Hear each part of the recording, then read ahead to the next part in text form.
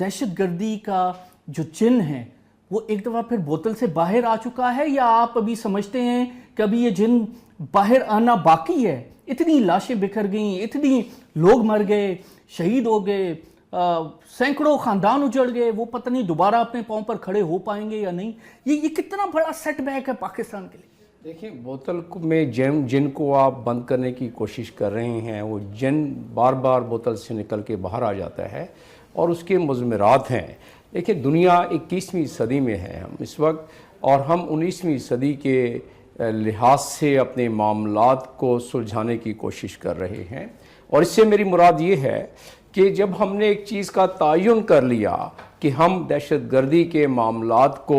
20 نکاتی جو national action plan ہے اس کے تحت ایک مربوط اور مضبوط نظام بنا کر، جس میں کوارڈینیشن بھی ہوگی، جس میں کہ ریڈیکلائزیشن پہ بھی کام ہوگا، جس میں کہ کمیونیکیشن کو ختم کرنا، دہشت گردوں کے کمیونیکیشن کو ختم کرنے کا بھی کام ہوگا، جس میں فائنانشیل لنکس کو کاٹنے کا بھی کام ہوگا، جس میں پبلیکیشن پر بھی پابندی ہوگی۔ مطلب میں پوری گنوا سکتا ہوں آپ کے 20 کے 20 پوائنٹ، لیکن اس میں سے تو چند پوائنٹس پہ، 2-3 پوائنٹس پہ جو ضرب العضب پہ جو آرمی کے حوالے آپ نے کیا تھا اس پہ کام ہو گیا۔ باقی معاملات پر